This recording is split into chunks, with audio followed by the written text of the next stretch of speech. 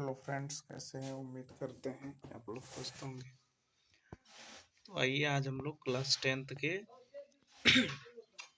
Social science के first chapter Europe में राष्ट्रवाद का उदय का सबसे पहले वस्तुनिष्ठ प्रश्न को देखते हैं।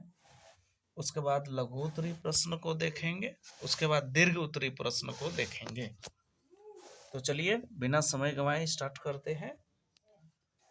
पहला प्रश्न है, किसी राष्ट्र की सामूहिक पहचान को क्या कहते हैं? अब बताएं, किसी राष्ट्र की जो सामूहिक पहचान है वह क्या है?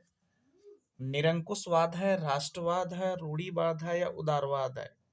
जो राष्ट्र की सामूहिक पहचान है उसको हम लोग राष्ट्रवाद के नाम से जानते हैं।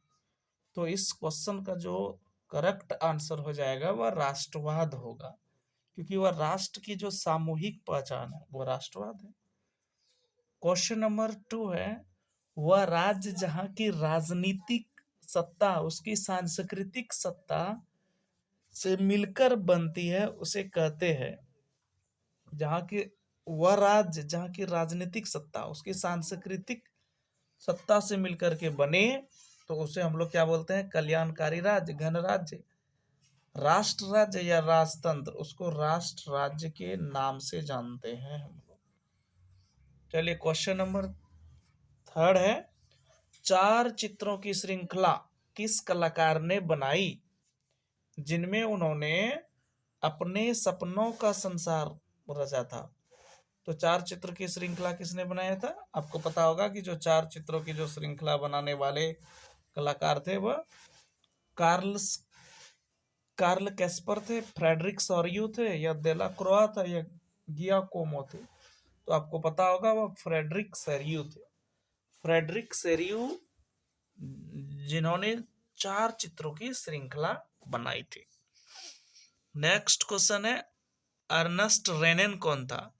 आपको अर्नस्ट रेनेन के बारे में बताना। अर्नस्ट रेनेन कौन था? फ्रांसीसी दार्शनिक थे, जर्मन दार्शनिक थे, रूसी दार्शनिक थे या ब्रिटिश चित्रकार थे? तो अर्नेस्ट रेनेन जो थे यह एक फ्रांसीसी दार्शनिक थे। तो 4 नंबर का जो करेक्ट आंसर होगा वह ए होगा। क्वेश्चन नंबर नेक्स्ट 6 की ओर आते हैं कि निम्नलिखित में से किसे मैटरनिख ने हमारी सामाजिक व्यवस्था का सबसे खतरनाक दुश्मन बताया था?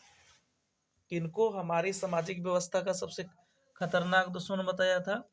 लुई फिलिप को, कैरोल स्कुर्पी को या मैजनी को या योहान गॉटफ्रीड को?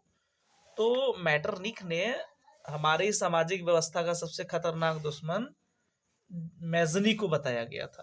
तो 5 नंबर का जो करेक्ट आंसर होगा वह सी होगा। नेक्स्ट क्वेश्चन 6 नंबर की ओर बढ़ते हैं। क्वेश्चन नंबर 6 है आपका, निम्न में से किन देशों ने मिलकर के नेपोलियन को पराजित किया था? आपको बताना है कि वह कौन कौन देशों की संयुक्त शक्ति थे जिन्होंने नेपोलियन को हराया था। वह कौन कौन देश था? ब्रिटेन, रूस, फ्रांस, ऑस्ट्रिया था। ब्रिटेन, रूस, प्रसा अमेरिका था।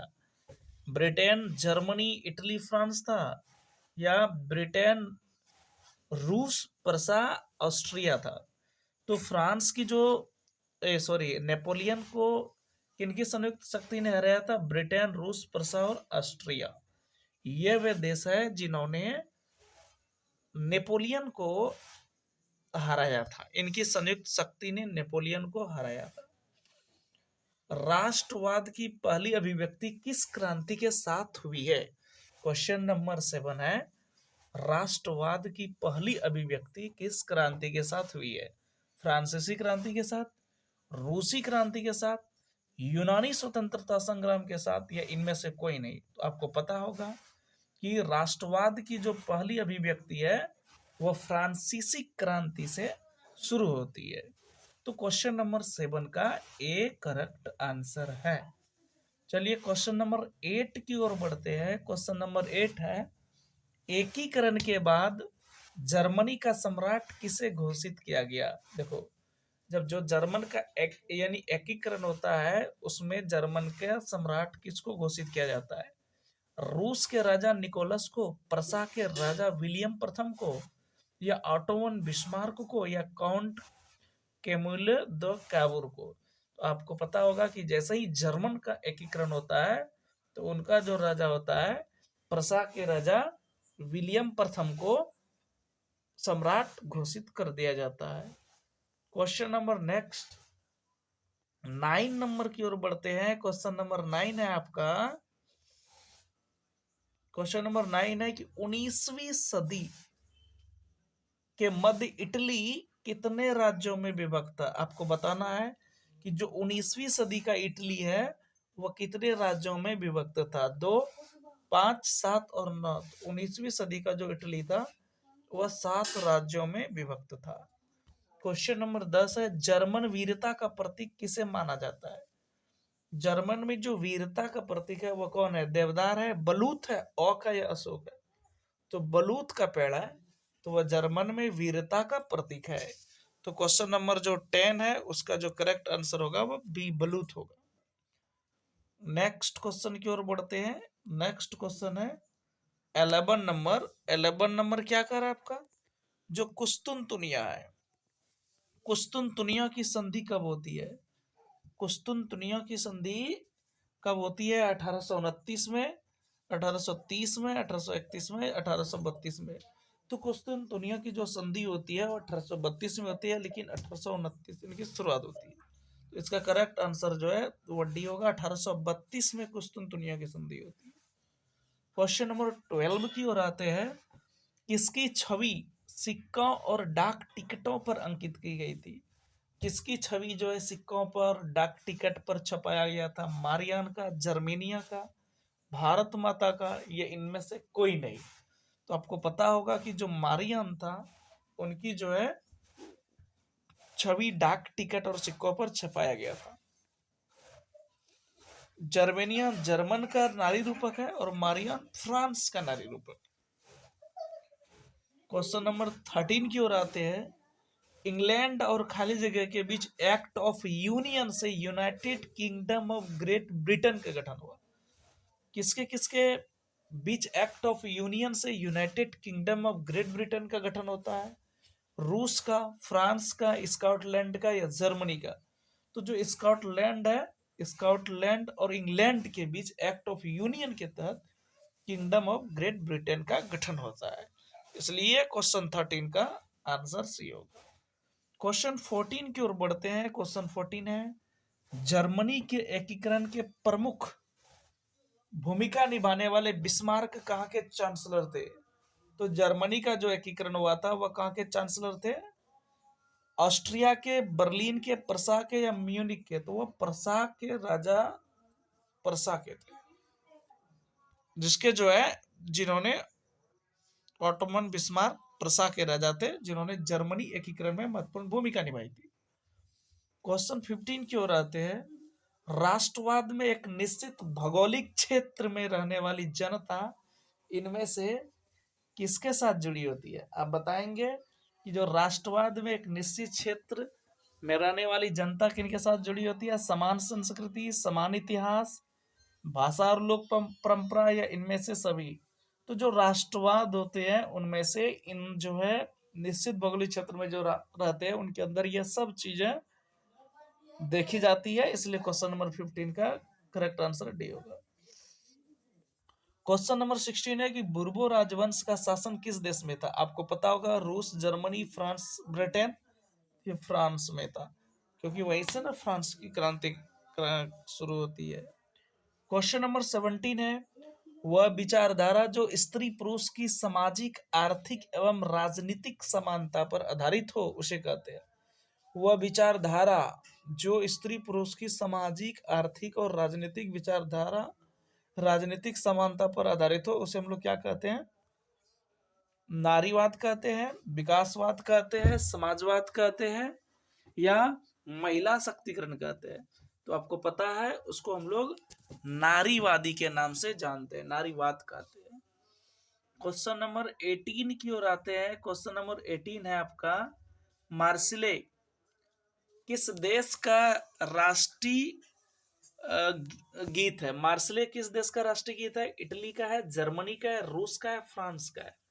तो मार्सिले कहाँ का राष्ट्रीय गीत है। तो मार्सिले जो है आपका राष्ट्रीय गीत वह फ्रांस का राष्ट्रगीत है मार्सले। ये सॉरी, ऑप्शन डी, फ्रांस का राष्ट्रीय गीत है मार्सले। तो ये करेक्ट आंसर डी होगा। क्वेश्चन नंबर 19 की ओर आते हैं। रक्त और लौह की नीति का अवलंबन किसने किया था? आपको बताना है कि रक्त और लौह की नीति किसने अपनाया था? मेजनी ने, बिस्मार्क ने, हिटलर ने या कावुर ने? तो आपको पता होगा कि जो रक्त और लौह की नीति है वो बिस्मार्क ने अपनाया था। तो क्वेश्चन 19 का करेक्ट आंसर बी हुआ। क्वेश्चन नंबर 20 की ओर बढ़ते हैं। क्वेश्चन नंबर 20 है, फ्रांस की क्रांति का अग्रदूत किसको कहते हैं? फ्रांसीसी क्रांति का अग्रदूत कौन है? दिदरो है, नेपोलियन है, रूसो है या जनलग है? तो फ्रांसीसी क्रांति का जो अग्रदूत है वह रूसो है। इसलिए क्वेश्चन 20 का जो आंसर है वह सी होगा। अब क्वेश्चन नंबर 21 की ओर आते हैं। यंग इटली और यंग यूरोप नामक दो भूमिगत संगठनों की स्थापना किसने की थी? आपको बताना है कि यह जो यंग इटली और यंग यूरोप नाम की जो संस्था थे वह किसने किया था? काबूर ने किया था, बिस्मार्क ने, या गैरिबाल्डी या मेजनी ने किया था? आपको पता होगा ज्यूसेppe मैत्सनी या मेजनी, उन्होंने ही यंग इटली और यंग यूरोप नामक दो भूमिगत संगठन स्थापित किया था। तो इसका जो करेक्ट आंसर है वह डी है। क्वेश्चन नंबर 22 की ओर बढ़ते हैं। वियना की संधि कब हुई थी? आपको बताना है कि वियना का संधि कब हुआ था? 1804 में, 1805 में, 1815 में या 1830 में? तो जो वियना की संधि है वह 1815 में हुआ था। तो आपका सही आंसर 22 का सी है, 1815। चलिए नेक्स्ट क्वेश्चन, क्वेश्चन नंबर 23 की ओर आते हैं। यह कथन किसका है बताइए? जब फ्रांस सीखता है तो बाकी यूरोप को सर्दी जुकाम हो जाता है, किसने बोला था?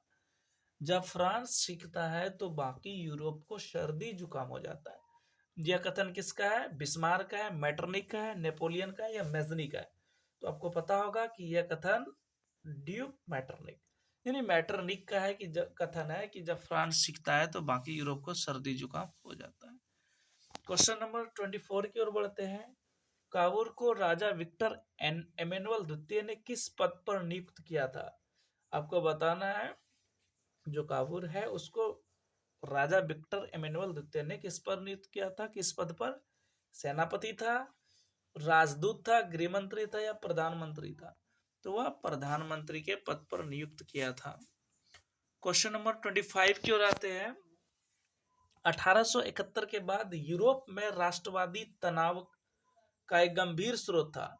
आप देखेंगे कि जो 1871 के बाद यूरोप में जो राष्ट्रवादी तनाव आया था उसका मुख्य स्रोत कहाँ था? जर्मनी था, एशियाई था, बाल्कन क्षेत्र था, ऑस्ट्रिया था।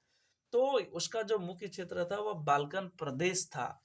राष्ट्रवादी तनाव जो पनपा था 1871 के बाद बाल्कन प्रदेश में। तो करेक्ट आंसर सी होगा। क्वेश्चन नंबर 26 की ओर आते हैं। कवियों और कलाकारों ने यूरोपीय सभ्यता का पालना किस देश को बताया है? कवि और कलाकारों ने यूरोपीय सभ्यता का पालना किसे बोला है? यूनान को बोला है, फ्रांस को बोला है, रूस को बोला है, इंग्लैंड को बोला है? तो कवियों और कलाकारों ने यूरोपीय सभ्यता का पालना यूनान को कहा है। इसलिए 26 का करेक्ट आंसर ए यूनान होगा। क्वेश्चन नंबर 27 की ओर बढ़ते हैं।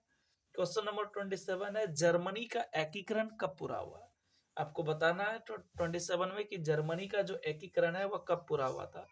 1870 में, 1871 में या 1861 में या 1860 में? तो जर्मनी का जो एकीकरण हुआ था वह 1871 में पूरा हुआ था। नेक्स्ट आगे बढ़ते हैं। अब यहां देखिए क्वेश्चन नंबर 28 की ओर आते हैं। क्वेश्चन नंबर 28 है, इटली का एकीकरण कब पूरा हुआ? आपको बताना है कि जो इटली है उसका एकीकरण कब पूरा होता है? 1861 में, 1862 में, 1871 में या 1870 में? तो जो इटली का एकीकरण है वो 1861 में पूरा होता है। नेक्स्ट क्वेश्चन, जर्मन राइन महासंघ की स्थापना किसने की थी? आपको बताना है कि जर्मन राइन महासंघ की स्थापना कौन किया था? नेपोलियन ने, हिटलर ने, बिस्मार्क ने या काबूल ने? तो जर्मन राइन महासंघ की स्थापना नेपोलियन ने किया था। तो 29 का जो करेक्ट आंसर है वह ए है। चलिए नेक्स्ट क्वेश्चन 30 की ओर बढ़ते हैं। क्वेश्चन नंबर 30 है, चार्टिस्ट आंदोलन किस देश में हुआ था? तो आपको बताना है चार्टिस्ट आंदोलन किस देश में हुआ था। भारत में, इंग्लैंड में, रूस में, जर्मनी में। तो चार्टिस्ट आंदोलन का जो स्रोत था वह इंग्लैंड में हुआ था, चार्टिस्ट आंदोलन। नेक्स्ट क्वेश्चन 31 की ओर आते हैं। क्वेश्चन नंबर 31 है, सामाजिक उपबंध नामक पुस्तक के लेखक कौन थे? सामाजिक उपबंध नामक पुस्तक के जो लेखक थे वह कौन थे? रूसो थे, मॉन्टेस्क्यू थे, दिद्रो थे या वोल्टेयर थे? तो सामाजिक उपबंध नामक पुस्तक के लेखक कौन थे? रूसो थे। तो इसलिए क्वेश्चन नंबर 31 का करेक्ट आंसर ए रूसो होगा। नेक्स्ट क्वेश्चन 32 की ओर आते हैं। क्वेश्चन नंबर 32 है, शुल्क संघ जाल्वे राइन की स्थापना किसकी पल पर हुआ था? आपको बताना है कि शुल्क संघ जाल्वे राइन की स्थापना किसके पल पे हुआ था? प्रसा, फ्रांस, ऑस्ट्रिया या रूस? तो प्रसा के पल पर शुल्क संघ जाल्वे राइन की स्थापना हुई थी, इसलिए क्वेश्चन नंबर 32 का करेक्ट आंसर ए है। क्वेश्चन नंबर 33 की ओर आते हैं। क्वेश्चन नंबर 33 है, बिस्मार्क जर्मनी का चांसलर कब बना? आपको बताना है कि ऑटोमन बिस्मार्क जो था वह जर्मनी का चांसलर कब बना था? 1848 में, 56 में, 60 में या 71 में? तो ऑटोमन बिस्मार्क जर्मनी का चांसलर 1871 में बना था। तो 33 का क्वेश्चन नंबर डी होगा। क्वेश्चन नंबर 34 की ओर आते हैं। क्वेश्चन नंबर 34 है, पहले तुम मनुष्य हो उसके बाद किसी देश के नागरिक या अन्य कुछ, यह कथन किसका है? कौन बोला था कि पहले तुम मनुष्य हो उसके बाद किसी देश के नागरिक या अन्य? यह कथन किसका था? मैथ्सनी का था, वोल्टेयर का था, रूसो का था या दिद्रो का था? तो यह कथन जो है मैथ्सनी का था, इसलिए जो है 34 का जो करेक्ट आंसर होगा वो ए होगा, मैथ्सनी होगा। तो फ्रेंड्स यह था फर्स्ट चैप्टर का टॉप मोस्ट एमसीक्यू। आप बताएंगे कि यह आप वीडियो कैसा लगा आपको। अगर वीडियो पसंद आए तो कमेंट कीजिएगा, अपने दोस्तों के साथ शेयर कीजिएगा, लाइक कीजिए। धन्यवाद।